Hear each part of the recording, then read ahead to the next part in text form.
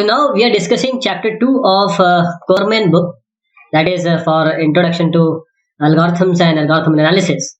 And the goals of today's discussion would be we would like to start using frameworks for describing and analyzing algorithms. First is this. We're examining two algorithms for sorting. First is insertion sort, and then we'll talk about merge sort. And then we'll see how we can describe this algorithm in the form of pseudocode, means not exactly in the form of programming language, but how we are going to describe them in pseudocode. We'll talk about using asymptotic notation to express this running time analysis, because we are concerned about running analysis of algorithm that will tell us how fast or how efficient the algorithm is. And we'll also learn the technique of divide and conquer in the context of merge sort, because this applies it. The main reason is that this chapter 2, they are the lecture notes. They are the lecture notes for that should or that will accompany the instruction manual of Corman question and answer. So before going to question answer, it is advisable to learn this. So let us go ahead. First, we'll see this insertion sort, and it is a sorting problem. So we have some sequence of numbers, say from A1 to AN, and the output should be a permutation or reordering of these A1 to AN in some form A1 dash to AN dash of the input sequence, such that this should occur, means they should hold. The first one should be less than equal to second one, and likewise, and the last one should be the highest one. So these sequences are typically, they are known as sorting and stored in arrays. So we will be using arrays for insertion sort. Sort is a problem, sorting is a technique, and this will be used on data structure which are arrays. So we refer to the numbers as keys, these numbers as keys, and along with each key, all these key may be additional information, so we call it as a satellite data. And this is not related to satellite at all. And we'll also see several ways to solving these sorting problems. And these different ways, they are known as algorithm. That is, we have well-defined computational procedures that will take some value or some set of values, in this case A1 to AN, as input, and they will produce some values, these values in this case, as output. And how to express it in algorithms. So we express algorithm in your way, the clearest and most concise form. But of course, we'll use English in this because it is understandable now. And when we want to actually show the control, we want to make controls clear, how this program control is changing, we will use pseudocode. So this is how the difference between algorithm and pseudocode is. So what is pseudocode? Which is similar to C, C++, Java, and latest programming language. And if you are able to understand these language, any one of these language, you'll be able to understand the pseudocode. And pseudocode is just designed to express algorithm which is understandable by humans, means us. And we have seen software engineering issues like data abstraction, modularity, and error handling. We generally ignore this while expressing algorithms right now. We also try to embed English statements into pseudocode. So unlike our real programming language, we cannot create a compiler which can translate this pseudocode to machine code. For that, we have to write our algorithm properly in these languages. Now, what about insertion sort? We will be seeing this insertion sort. This is the sorting problem. This is a good algorithm for sorting small number of elements. And how does it work? It will, you might have played cards. So this is exactly same as playing of cards. So we start with the empty left hand. This is the left hand. And the cards face down on the table. Cards are not there. So then we remove one card. These are the pile of cards. Number of cards are there. So we remove one card at a time from the table and insert it into correct position in the left hand. So we have left hand. We use right hand to take one card, place it in the correct position. And to find the correct position of a card, we need to compare it with each of the cards already in hand. If we have one card, we'll compare the second one with the first one. If we have two cards, we compare the third one with these two. And this occurrence will happen from right to left. Right to left. We'll see in this example, means coming algorithm. So all the times these cards which are held in the left hand, they are sorted. And these cards were originally the top cards of the pile on the table, which we have taken one by one. So let us write pseudocodes. I expressed something about pseudocode, but we'll formally know how pseudocode we are going to write for insertion sort. So pseudocode first takes as parameter an array. That is, we use data structure as array from 1 to n, and the length n of the array. And we use this dot to denote that these are the ranges. But it means 1 to n. So we have 1 to till n, or the numbers till n. And we designate this one as the origin indexing and we'll use 0 also somewhere, because when we want to try it for C, C++, and Java, and most of the language they use 0 as the origin for array. So you have to be very careful while you use these indices, because in programming language it is start from 0 only, right? And there's one more option this is to adjust all index calculation in the C, C++ or Java code to compensate to make it well, converted into the programming languages. So one of the easier option is when using we use this array to allocate the array to be one entry longer, say A0n, and just don't use the entry at index 0, right? But these are the lecture notes, and we try to indicate array length by parameter rather than any using length attribute that is used in the book of Coleman, and that will save us considerable line of pseudocode each time. So the solutions continue to use the length attribute, right? So the array A is sorted in place, and the numbers are rearranged within the array with at most a constant number outside the array at any time. The numbers are rearranged within this array with at most a constant number outside the array at any time. We'll see more of it. This is a simple insertion sort. We start from from 2 to n, because 1, as I said, we have 1 on the hand, and we assign a key value aj, and then we try to insert this aj into the sorted sequence a1 to j minus 1. Means j is after j is after j minus 1, so we assume that 1 to j minus 1 they are already sorted, and we assign this j minus 1 to I, and we search in this while loop that if I is greater than 0, means we'll do it till we come to I, which is equal to 0, which is the number of the last ai, and then ai has to be greater than key also, and we swap it. If these two conditions hold, we swap it, and we assign I minus 1 to I, because we want to reach from say 5 to 4, 3, 2, 1, and we assign key to ai plus 1. But what will be the cost?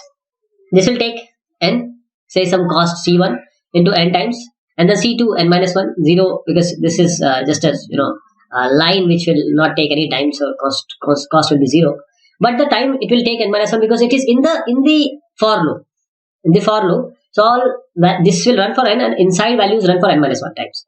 While these this one c5 while loop, this will run from j to n, because it is from j to n, and just tj. Let us assume it to be tj. We don't know what tj is right now, and because these two values are inside, or these two instructions are inside while, we'll run it for tj minus 1 because they are inside. So if it runs for tj, this will run for tj minus 1 and tj minus 1. And again, this is for inside for loop, so that will run for n minus 1 times. So how it is going to work? Let us see it very carefully. So first is we have 1 here, means 5 number is here, and then we start j with 2.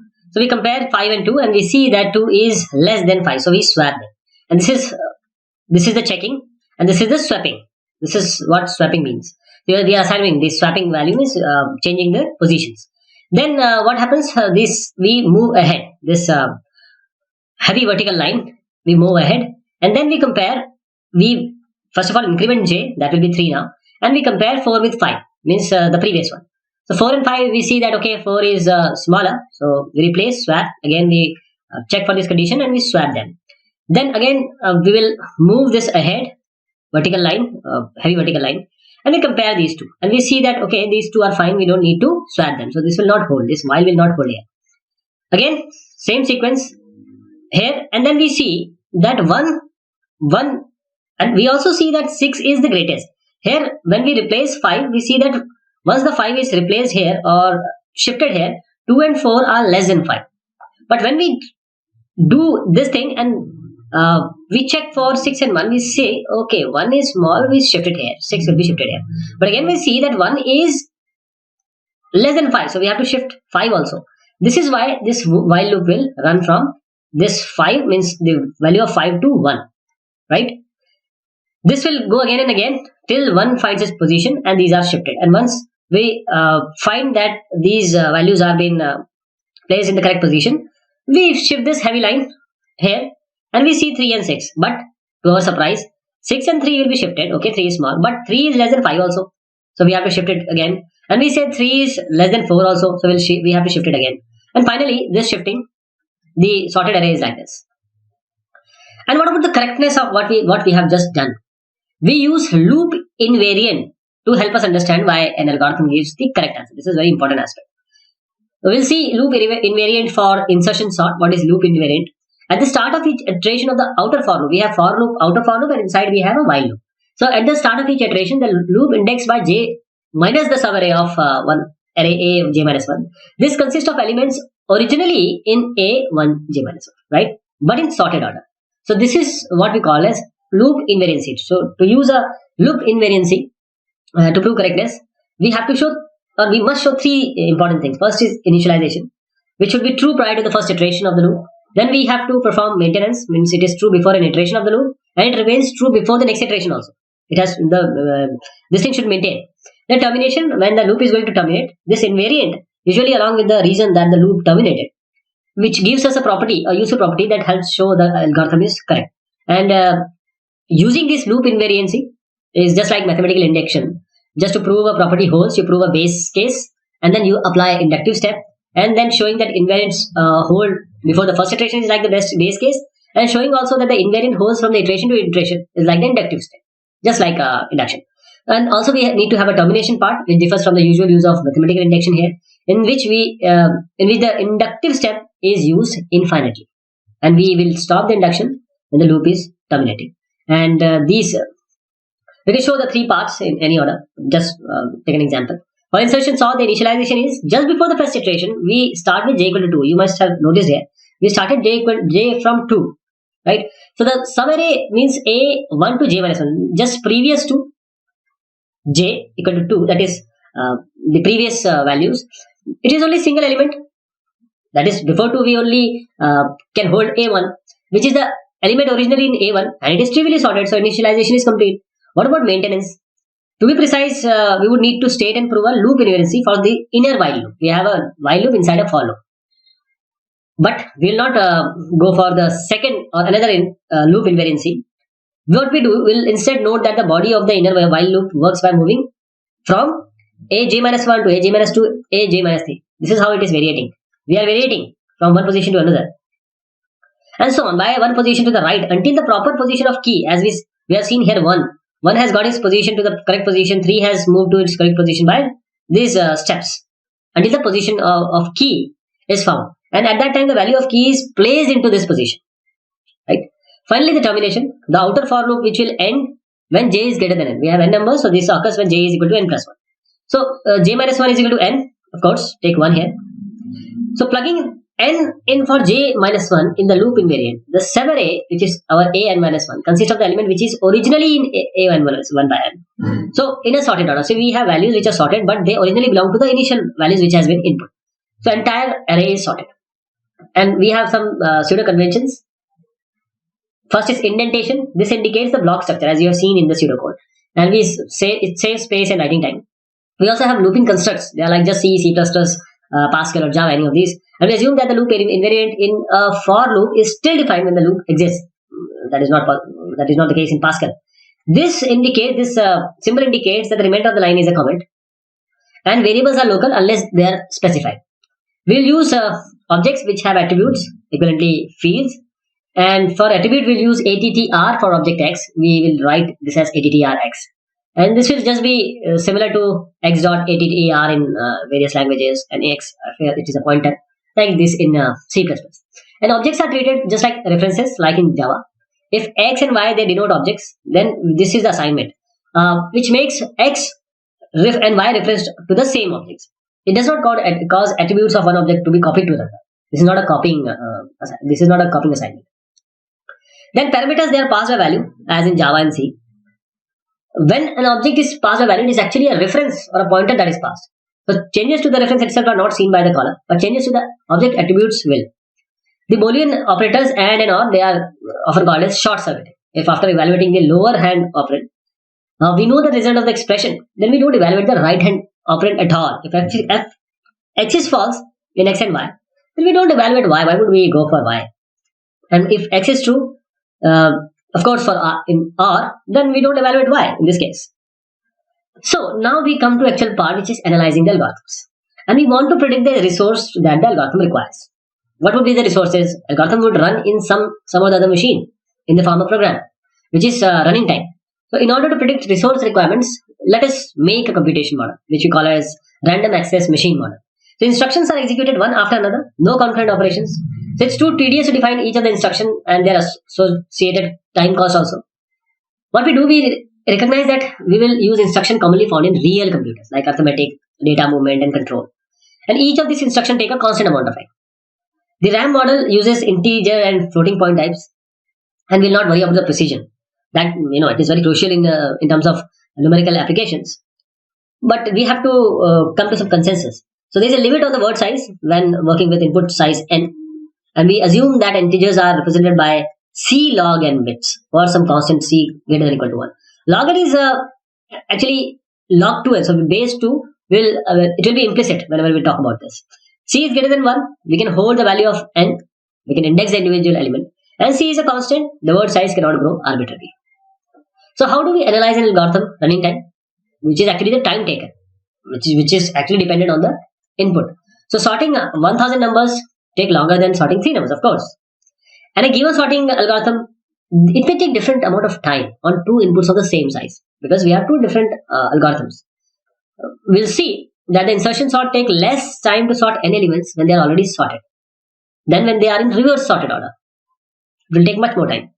And what about input size? This is actually depending on the problem we are studying. The number of items in the input, and like the size n of the array being sorted. But if we employ multiplication to two integers, this could be total number of bits in the two integers. This is something else. This can also be described by more than one number. Just for instance, graph algorithm running times. They are graph in terms of graph we talk about vertices and edges in this input graph. So this can be the input size. On a particular input, it is for the running time. It is the number of primitive operations which are executed. And we want to define steps to be machine independent as far as possible. And we would figure each line of the pseudocode, which requires a constant amount of time. And one line may take a different amount of time than another. But each execution of line I takes the same amount of time, Ci. We assume like this. And this is assuming that the line consists only of primitive operations. But if a line is of subroutine call, then the actual call takes some constant time, but the execution of the subroutine being called might not. So if the lines specify operations other than the primitive ones, then it might take more than constant time. Just for example, sort the array by x coordinate. So let us analyze this insertion sort. We have seen now what were the costs or efforts which are applied. So we assume that the ith line takes some ci time, which is a constant. And in insertion pseudocode, you have seen that the third line is a comment, so it will not take time. And what about j from 2 to n? We assume that tj be the number of time that the while loop test. I don't know it, or we don't know it, the value of j. And we have to note that when a for or while loop exists in a usual way, and because it is testing in the loop header, the test is executed one time more than the loop body. That is why for is given n times, and for the values or the instruction inside for is given n minus 1 times. So the running time or the running cost of the algorithm will be the cost of statement, summation of all statement, into the number of times statement is executed. So running time of insertion sort will be C1n plus C2n minus 1 plus C4n minus 1. We are not taking C3 as I suggested, that it is just a comment. And we add all of these. And when we add all of these with some constant C1 to C8, the running time depends on the value of Tj now. And these vary according to the input. So what would be the best case now? If the array is already sorted. So we always find that AI is less than equal to key. It will always happen if the array is sorted. So all tj would be 1 only because it is sorted. While will not take any time. So the running side time would be, we will take all tj to be 1 and we'll only be left with this n minus 1, and we'll rearrange them and we'll see that it is these constant added n minus this constant added. So we can easily express this tn, which is in the form of an plus b, and we just assume that these are a represent this and b represent this part. That depended on the statement cost ci. So tn is actually a linear function of n. But what about the worst case? When the array is in reverse sorted order. So we will always find inside this while loop of insertion sort, ai will always be greater than key in while test. So we have to compare key with all the elements to the left of jth position, and we have to compare with j minus rn1. Right from this point to all the values here, as you have seen in the case of 1, we have to compare. And since the while loop exists because I reaches 0, there is one additional test after j minus 1, which is reaching to 0. So Tj would be actually j minus, we'll do it for j minus 1 time and we reach to 0. That is also one test. So Tj, the time for Tj will be actually j. So when we add j from 2 to n, Tj, this will be equal to 2 to n and j. And when we add Tj minus 1 from 2 to n, that will only be 2 to n, and that is j minus 1, because Tj we have replaced it with j, with the solution I told. And this sigma I to 1j is known as the arithmetic series. It is a simple series, you know. So this is equal to n into n plus 1 by 2, simple 1 plus 2 till n, that is n plus 1 by 2. So when we see that this is equal to sigma j minus 1, which is actually equal to n plus 1 by 2 got from here, n minus 1. And these are actually not necessary. There is a parenthesis. They are for clarity only. And letting k equal to j minus 1, we want to generalize it now. We don't want to make j or any values which we use. We wanted to generalize. So we see that when we add our summation of 2 to n j minus 1, this will be only a summation of some k from 1 to n minus 1. That will be simply n minus 1 by 2. And running time would be, let us add this because we have found out Tj from this discussion. And when we add it, we find that we have n square, n, and other values. So this is an square plus a, bn plus c. So actually it is taking a quadratic time, means a quadratic function. It represents the quadratic function. So for worst case and this average case analysis, we usually concentrate on finding the worst case analysis running time. That is the longest running time for any input size n. And why? What is the reason for worst case running time? The worst case running time gives us guaranteed upper bound on the running time for any input. And for some algorithm, the worst case occurs often.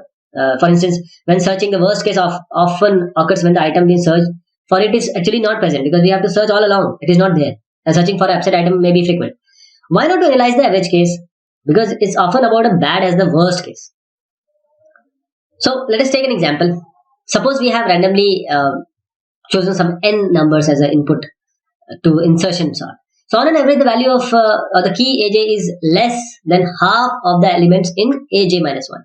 And it is greater than other half. Why is it so? This is why, because we are taking an average case. We assume that if these are the numbers and we are trying to find out the values, those half values, means a considerable half of the value would be less than half the element of a1 to j minus 1. This is what we take in average case. So on average, the while loop has to look halfway through the sorted subarray from 1 to j minus 1, and we decide to drop where to drop this key. So this tj would be j by 2 in average case. Please understand that in average we take a plus b by 2, this sort of thing we take. So we have taken tj as tj by 2. But the average running time or average case running time is approximately half the worst case running time. It's still a quadratic function of n, a n square plus b n by plus c. And what about the order of growth now?